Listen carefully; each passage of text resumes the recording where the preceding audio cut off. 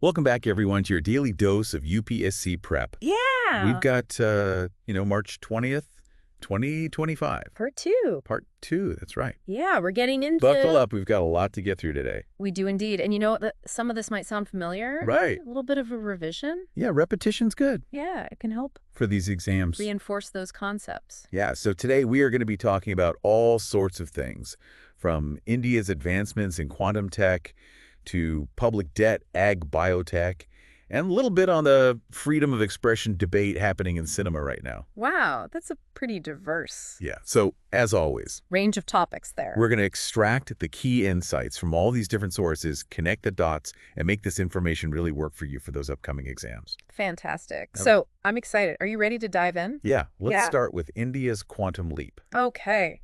Because Thematic Hubs under the National Quantum Mission have been operationalized. The NQM. NQM. It's And it feels big. It is big. It's a really significant step forward for India's, foray into the quantum realm. Okay, so 4 hubs have been established. That's right. 4. What's going on in these T-hubs? So these hubs are essentially going to be working on a whole range of things. They're dynamic ecosystems, each one focusing on a different facet of quantum technology. Okay, So we're talking about technology development itself, but also human resource development, makes sense. entrepreneurship development, and collaborations with industry and international partners. Okay, and IIT Kanpur is playing like It's a central role. a central role in all this, right? Yeah, they've been designated as the management coordinating center for all 4 hubs. Okay, so that they can kind of oversee and synchronize everything. Exactly. Okay, now let's get into the specifics here. Right. What are these different hubs? Let's break it down. Yeah, break it down. Hub by hub. Okay, so first up, quantum computing. So for our listeners who are maybe still wrapping their heads around this, what is the fundamental difference between a quantum computer and your, average computer?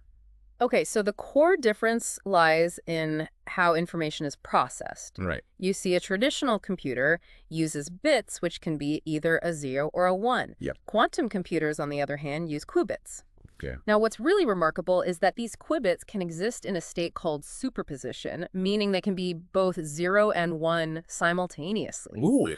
Yeah. That's wild. It's pretty mind-bending, and it allows them to perform these incredibly complex calculations at speeds that are just unimaginable for even the most powerful conventional computers. Yeah, okay. And this particular hub, the quantum computing hub, is being spearheaded by ISC Bengaluru. Okay, all right. So quantum communication, what's that all about? So quantum communication, this is where things get really interesting, because instead of encoding information in traditional bits, we're talking about encoding information in quantum states. Okay. And typically this involves using photons, which are particles of light. And the whole idea is to leverage these, unique principles of quantum mechanics like superposition and entanglement to create super secure communication channels that are theoretically impossible to eavesdrop on. Oh, wow. So this is like next level cybersecurity. Exactly. Yeah. Unbreakable codes. Yeah. And IIT Madras is leading the charge in this particular area. Okay, all right. Quantum sensing and metrology. Okay. This sounds like some really precise measurements. Super precise. Yeah. So quantum sensing, this is all about using quantum systems to perform measurements at the atomic or even subatomic level. Okay. So you can imagine the level of sensitivity we're talking about here, detecting the tiniest changes imaginable. Yeah.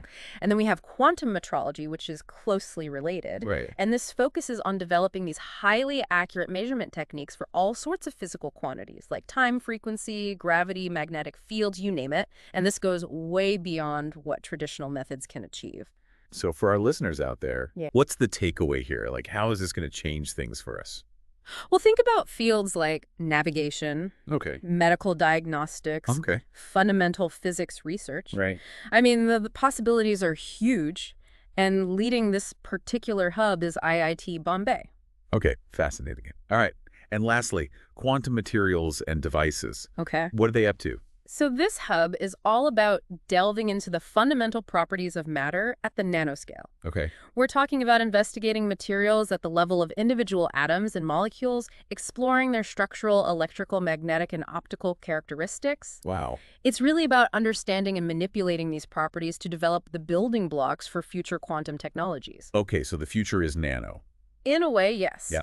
And at the helm of this particular hub, we have IIT Delhi. Okay. And what are some of the big takeaways here? Well, the discoveries in this field could lead to breakthroughs in computing energy storage and advanced electronics. I mean, you're talking about revolutionizing entire industries. Okay, so that gives us a pretty good sense of how the NQM is actually working on the ground. Absolutely. But let's zoom out a bit and look at the big picture. Oh, okay. What are the main objectives of the National Quantum Mission? So the mission's primary goal is to really boost research and development in quantum technology. Right. And this includes both fundamental scientific discoveries as well as practical applications. Okay. The ultimate aim is to establish India as a global leader in this rapidly evolving field. Okay, and for our listeners who are, prepping for the UPSC, why is it so important to understand all this? Well, because quantum technology is going to have a massive impact across so many sectors. Right. Computing, communication, defense, healthcare, finance, you name it. And understanding India's initiatives in this area, its goals, and the institutions involved is crucial for grasping the nation's ambition to be a technological powerhouse. Yeah, absolutely. All right, so who's actually running this whole show? Who's implementing this mission? So the implementing agency is the Department of Science and Technology, the DST, which operates under the Ministry of Science and Technology. And it's important to remember that this is one of the 9 missions under the Prime Minister's Science Technology Innovation Advisory Council, the PMSTI-ASI. Okay. So it's high up on the national agenda. Right, and what's the timeline? What are we looking at? The mission is planned to run for 8 years, from 2023 to 2031. Okay. And during this period, they aim to achieve some pretty ambitious targets, including developing intermediate-scale quantum computers, establishing secure quantum communication networks using satellites, and making significant advancements in quantum sensing and metrology. Wow, this is really going to shape India's future in a big way. Absolutely. It's a bold step towards self-reliance and technological leadership. Absolutely. Okay, let's shift gears completely now and talk about public debt. Okay. Which is this, this crucial thing. Right, double-edged sword. Yeah, exactly. It can be a real driver for development, but it can also be a source of instability, particularly for developing nations. It's all about finding that balance, right? Exactly. And the UNCTAD, the United Nations Conference on Trade and Development, their 2024 report has some pretty stark warnings. Yeah, it does. About this. What are some of the things they're saying? Well, the headline is that global debt has surged to a staggering $97 trillion in 2023. Oh, wow. That's a huge number. And even more concerning is that developing countries are accumulating debt at twice the rate of developed nations. Oh, wow. So that gap is widening. It is. And that has serious implications for global economic stability. Yeah. Okay, so what about India? Where do we stand in all of this? Well, the report specifically mentions India's public debt, which stands at 2.9 trillion US dollars. Okay. Now, obviously, that's a significant amount. Yeah. But it's important to look at it in relation to the size of India's economy. Right, exactly. Which is also growing rapidly. So it's a complex picture. Okay. And one of the things they highlight in this report is the increasing pressure of debt servicing. Oh, absolutely. And this is particularly acute for developing countries. Right. The report reveals that 54 developing nations are now spending more on interest payments than on essential social sector programs. Oh, wow. Like healthcare and education. Yeah, that's a worrying trend. Yeah, that's a huge problem. It is, because it diverts crucial resources away from vital areas that are essential for human development. Absolutely. And the report also talks about the inequalities built into the global financial system. Right. It does. It points out that developing countries often face much higher borrowing costs than developed countries. Right.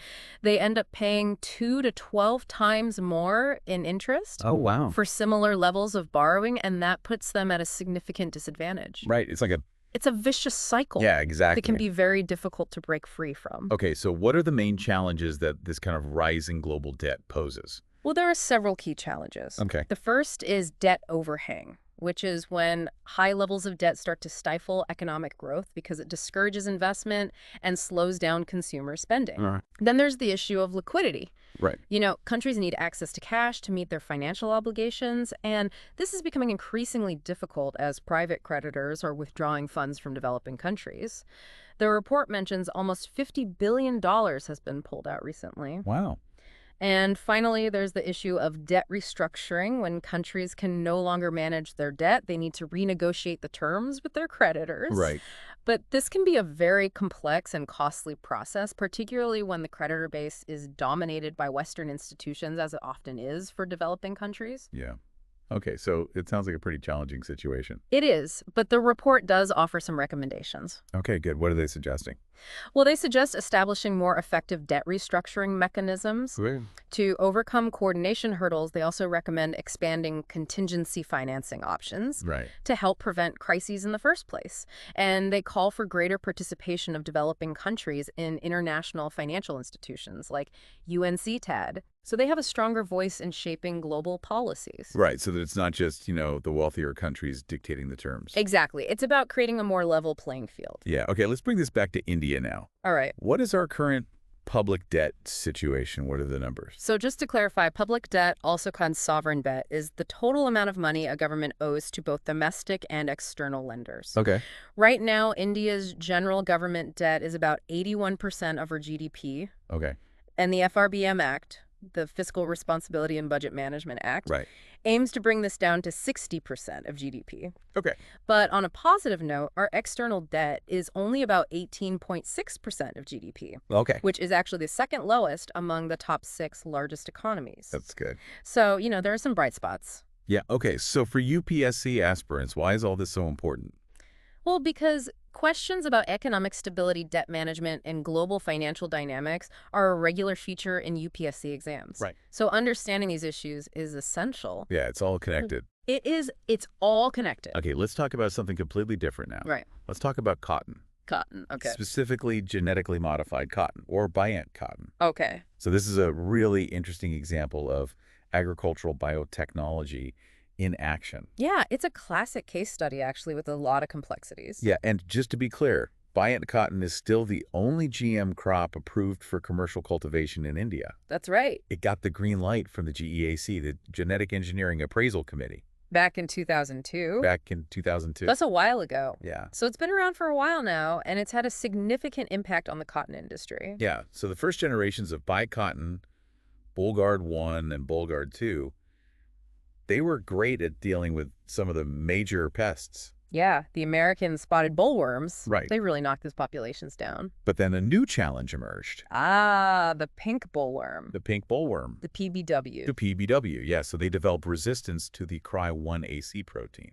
Exactly. That's the insecticidal protein produced by Bollgard 1 and Bollgard 2. Right. And this resistance really reduced their effectiveness against the PBW. Okay. But now we have some good news on that front. Right. CSIR-NBRI, that's the Council of Scientific and Industrial Research National Botanical Research Institute. Right. They've come up with a potential solution. Okay. Tell us about it. They've developed a brand new insecticidal gene. Okay. And it's showing much better resistance against the pink bollworm Oh, wow. compared to Bollgard 2. That's great. And what's even better is that it's also effective against other pests like the cotton leafworm and the fall armyworm. Wow. So this could be a game changer for cotton farmers. Yeah, it has the potential to really improve yields and reduce the need for pesticides, Right. which is good for the environment and farmers' incomes. Absolutely. Okay. Let's talk about the pink bollworm itself for a second. Okay. Why is this such a big problem for cotton crops? Well, it's a highly destructive pest, and it has a 4-stage life cycle, egg, larva, pupa, and adult. But it's the larvae that really do the damage. Right. They feed directly on the cotton bolls, Right. which are the seed pods, basically, and this leads to major losses in both seed and fiber yield and quality. Yeah, and it's a big problem in many key cotton growing states. Absolutely. We're talking about Gujarat, Madhya Pradesh, Maharashtra, Karnataka, Andhra Pradesh, Telangana. Right. These are major cotton-producing regions, and they've all been hit hard by PBW infestations. In some cases, yield losses have been as high as 30%. Wow, that's huge. It's a significant economic burden. Yeah. Okay, so CSR-NBRE's achievement in developing this pink bollworm-resistant GM cotton, This is a big deal. this is a big deal. Yeah. Yeah, for those regions especially. Yeah, it can make a real difference for farmers in those areas. Right, okay, now, just for our listeners who maybe aren't familiar with this technology, can you explain how beet cotton works? Sure. So basically, scientists take a gene from the Bacillus thuringiensis bacterium, Right. and they insert it into the DNA of the cotton plant. This gene allows the plant to produce a special protein called the cry protein. Right. And when the bollworm larvae eat the cotton plant, they ingest this protein. Okay. Now, this protein acts as a toxin. Right. It disrupts the larva's digestive system Okay. and eventually kills it. Oh, wow. But the key thing is that this protein is only toxic to specific insects. Okay. Like bollworms, it doesn't harm humans or most beneficial insects. So it's a very targeted approach. Exactly. Okay, so how does this all tie into the UPSC syllabus? Well, this is a great example of how advancements in biotechnology can impact agriculture and the economy. Right. It's about sustainability, food security, and the livelihoods of farmers. Yeah, absolutely. Okay, let's move on to a completely different topic now. Okay. Let's talk about cinema. Cinema. Yeah. Specifically, the Kerala High Court has made some observations about regulating violence in film. Yes, this came up while they were reviewing the KHEMA committee report. Right, and just for some context, the KHEMA committee was set up to investigate sexual harassment and gender inequality in the Malayalam film industry. That's right. And it was during this review that the court also addressed the broader issue of violence in cinema. Right. And this really gets to the heart of a long-standing debate Yeah. about censorship versus freedom of expression. Right. Do we regulate violence or do we protect creative freedom? It's a tough question. It is. So what are some of the arguments for regulating violence in film? Well, one major concern is the potential impact on society, particularly on young people. Right. The argument is that constant exposure to violence can desensitize us to it Right. and even lead to increased aggression or acceptance of violence in real life. Yeah. There's also the argument that it can reinforce negative stereotypes, Right. like toxic masculinity or the glorification of violence as a solution to problem. Right. And the source material actually gives some specific examples of films that have been criticized for these reasons. Yeah, it does. They mention Kabir Singh, an animal, in relation to toxic masculinity. Right. Dabang for perpetuating gender stereotypes. Okay. Gangs of Wasipur and Pushpa for potentially romanticizing a life of crime. Right. And KGF for its glorification of brute force. Right. So these are all kind of real-world examples of this debate. Exactly. It's not just a theoretical discussion. It's happening right now. Yeah. Okay. So what about the arguments for protecting freedom of expression? Well, the main argument is that cinema is a form of art. Right. And art should be free to explore any theme, even difficult or uncomfortable ones. Right. Censorship can stifle creativity Yeah. and prevent filmmakers from expressing important truths about society, Yeah. even if those truths are violent. Right. It's that whole idea of, art imitating life, and sometimes life is violent. Exactly. Okay. And the Supreme Court has actually dealt with this issue quite a bit over the years. Yeah, there have been several landmark judgments that have shaped how we view film censorship in India. Okay. Can you highlight some of the key cases? Sure. So in K. Abbas versus Union of India, Right. the court upheld the idea of pre-censorship for films. Right. They said it's a reasonable restriction on free speech in the interest of public morality. Okay. But then in S. Rangarajan versus P. Jagjivan Ram, Yep. they stressed the need to balance free speech with public interest. Right. They said censorship should only be used for valid reasons Okay. and not to suppress artistic expression. Right. Then there's Ramesh versus Union of India. Right. This case protected documentary films from being censored just because of protests or political pressure. Okay. And finally, FA Picture International versus Central Board of Film Certification. Right. This one saw the Bombay High Court criticizing unnecessary censorship. Okay. So there's a long history of this debate. Yeah, it's been going on for decades. Okay. And for UPSC aspirants, what's the key takeaway here? Well, it's all about balancing fundamental rights like freedom of speech Right. with other societal concerns like protecting vulnerable groups or preventing harm. It's a complex issue with no easy answers. Yeah, exactly. Okay. Now let's do a quick rundown of some other important news items. Rapid fire round. Rapid fire round. Yeah. Yeah. So NASA astronauts finally returned home. Yeah, after quite a long, unplanned stay in space. Right. They were stuck up there for 286 days. Because of technical issues with Boeing's CS-200 Starliner? Right. They had helium leaks and a malfunctioning thruster. That's not what you want to hear when you're in space? No, not at all. But luckily, they made it back safe and sound. And now that data from their extended stay is really valuable for research. Yeah, absolutely, especially for studying the long-term effects of space travel on the human body. Right. Okay. Next up, we have India's first PPP green waste processing plant. Yes, this is a really interesting development in Indore. Right. It's under the Swachh Bharat Mission Urban. Right. And the goal is to take all that green waste. Yeah, all the wood branches, leaves, flowers. Right. And turn it into something useful Yeah, and profitable. Yeah. And it's a public-private partnership.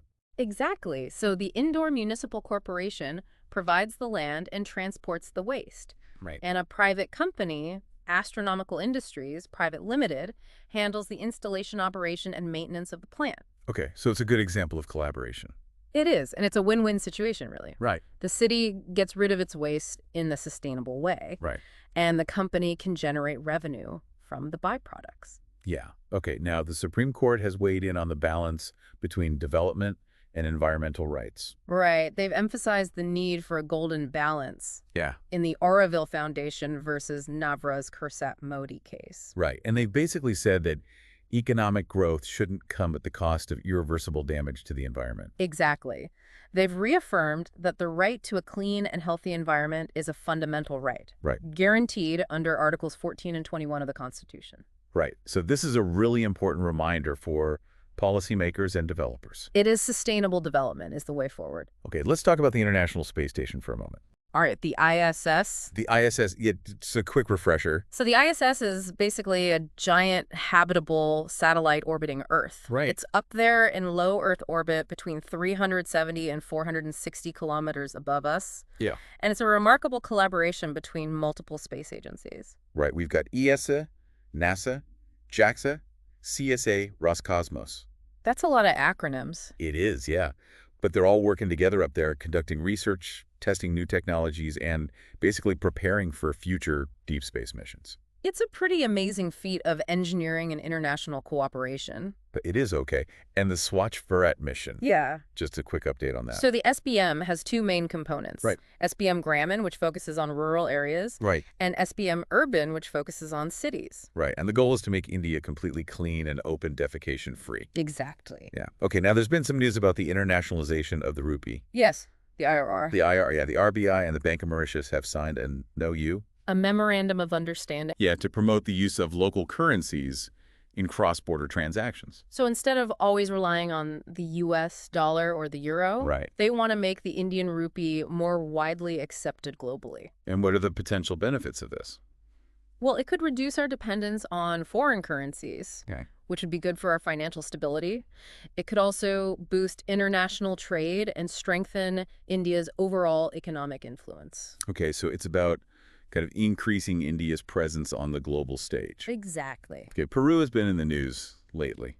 Yeah, unfortunately, there's been a surge in violence there. Right, they've had to declare a state of emergency and deploy the army in Lima. It's a volatile situation. Yeah, and just a little bit of context for our listeners. Sure. Peru is on the western coast of South America. Borders, Ecuador, Colombia, Brazil, Bolivia, Chile. Yeah, and it's geographically diverse. Oh, incredibly. You've got the Amazon rainforest, the Andes Mountains, the Atacama Desert, Right. Lake Titicaca. It's got it all.